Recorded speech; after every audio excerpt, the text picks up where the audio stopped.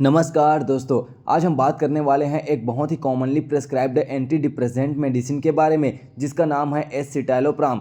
दोस्तों यह दवा डिप्रेशन, एंजाइटी, पैनिक डिसऑर्डर और ओसीडी जैसी बहुत सारी कंडीशंस में दिया जाता है। लेकिन क्या आप जानते हैं यह दवा ब्रेन में कैसे काम करती है? तो आज के इस वीडियो में हम यही सब बात करने वाले हैं। जी हाँ दोस्तों, आज हम बात करेंगे नेक्सिटो की और आज के इस वीडियो में हम जानेंगे कि आखिर एसिटालोप्राम क्या होता है और साथ दोस्तों हम जानेंगे इनके यूजेस, इनकी डोज, इनकी साइड इफ़ेक्ट, इनके कॉन्ट्राइंडिकेशंस और कुछ सावधानियां के बारे में हम जानेंगे। तो चलिए वीडियो को स्टार्ट करते हैं और सबसे पहले जानते हैं कि एसिटालोप्राम एक SSRI यानी कि selective serotonin reuptake inhibitor group की दवा होती है जो डिप्रेशन और एंजाइटी डिसऑर्डर के इलाज में इस्तेमाल की जाती है। दोस्तों यह दवा ब्रेन में सेरोटोनिन लेवल को बढ़ा करके हमारे मूड को बेहतर बनाती है। दूसरे शब्दों में समझें तो एक ऐसा इंसान जो हमेशा सैड रहता है, जो हमेशा दुखी रहता है, जो हमेशा चिंतित चिढ़ रहता है, तो यहाँ पर उसी कंडीशन में हम एसिटालोप्राम को देते हैं। यहाँ पर दोस्तों हम मैकेनिज्म ऑफ एक्शन को भी जानते हैं। दोस्तों यह ब्रेन में एक केमिकल होता है जिसको हम सेरोटोनिन कहते हैं, जो एक इंसान की मूड, स्लीपिंग और साथ ही एपेटाइट यानी कि उसको भूख नहीं लगता है और साथ ही एक व्यक्ति के इमोशन को भी कंट्रोल करता है।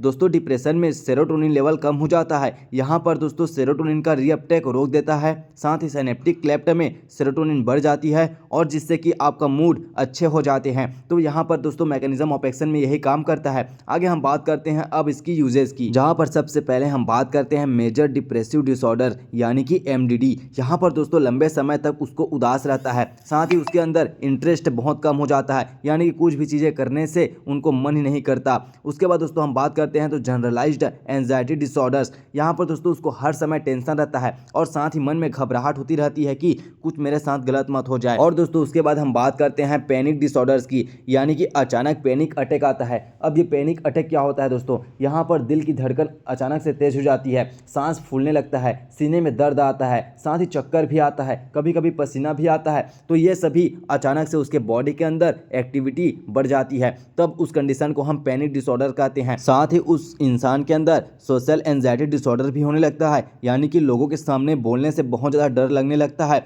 और उसके बाद दोस्तों यहाँ पर ऑब्सेसिव कंपल्सिव डिसऑर्डर्स यानी कि OCD। यहाँ पर दोस्तों क्या होता है कि बार बार अनवांटेड थॉट और रिपीटेटिव बिहेवियर हो जाता है। इसको आसान शब्दों में समझें तो वो इंसान बार बार कुछ न कुछ थॉट को लेकर के सोचने लग जाता है और साथ ही वो उसकी बिहेवियर यानी कि कभी चिढ़ हो जाता है, कभी हंसने लगता है। तो इन सब कंडीशन में हम एसिटालोप्राम को देते हैं। अब हम दोस्तों बात करते हैं इसकी डोज आखिर क्या क्या होती है। जब भी आप ऐसे टेबलेट या ऐसे इंजेक्शन के बारे में देखते हैं तो यहाँ पर हमेशा इनकी डोज कम रहती है, जहाँ पर दोस्तों इसकी स्टार्टिंग जो डोज होती है वो 5 से 10 mg दिन में एक बार होता है और इसकी मैक्सिमम जो डोज होती है 20 mg पर डे होती है दोस्तों, दिन में एक बार। और साथ ही इसको एक समय पर ही लेना होता है। ये आप खाने के पहले या खाने के बाद भी ले सकते हैं। तो सबसे ज़्यादा इंपॉर्टेंट होता है इसका डोज, जहाँ पर एक डॉक्टर ही आपको सजेस्ट करता है। ये आपकी ज्ञान के लिए है, तो यहाँ पर आप खुद से इसका इस्तेमाल कभी नहीं करेंगे दोस्तों। उसके बाद हम बात करते हैं इसकी साइड इफेक्ट की। तो इसकी साइड इफेक्ट में नौजिया यानी कि उल्टी होना, हेडेक यानी सर में दर्द, ड्राई माउथ यानी कि मुंह का सूखना, स्लीप डिस्टर्बेंस यानी कि नींद अच्छे से नहीं आना, सेक्सुअल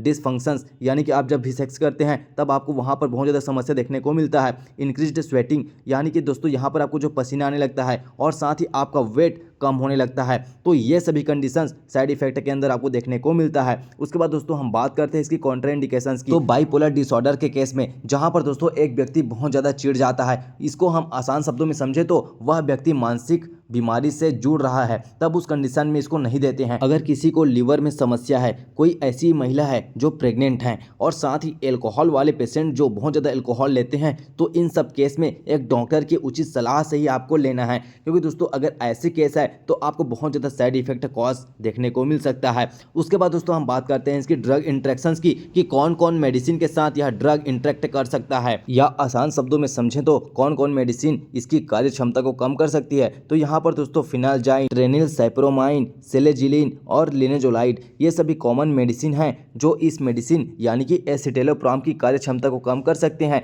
यहाँ पर ये दोनों मेडिसिन आप कॉम्बिनेशन में कभी नहीं लेंगे। उसके बाद दोस्तों आगे हम बात करते हैं इसकी ब्रांड नेम की। तो इसके ब्रांड नेम के अंदर नेक्सिटो, सिप्रालेक्स, फेलिज एस, एसिटिल ये सभी कॉमन ब्रांड नेम हैं जो आपको मार्केट में सबसे ज़्यादा देखने को मिलते हैं। तो दोस्तों आज के इस वीडियो में हमने जाना कि एसिटालोप्राम एक इफेक्टिव और widely prescribed antidepressant medicine होती है, यानी कि सबसे ज़्यादा फेमस और सबसे ज़्यादा चलने वाली मेडिसिन होती है। यह सेरोटोनिन लेवल को बढ़ा करके हमारे मूड और एंजाइटी को कम करती है। तो दोस्तों आज के इस वीडियो में हमने बहुत कुछ जाने हैं एसिटोलोप्राम के बारे में। दोस्तों आप सभी को कैसा लगा यह वीडियो? क्या आप इस वीडियो पर नए हो और ऐसी इंटरेस्टिंग और वीडियो चाहते हो तो इस वीडियो को लाइक सब्सक्राइब जरूर करना। और दोस्तों अगर आपको कोई भी और समस्या है, किसी मेडिसिन के बारे में जानना है, तो हमारे कमेंट बॉक्स में कमेंट जरूर कीजिएगा। चलिए मिलते हैं नेक्स्ट वीडियो में।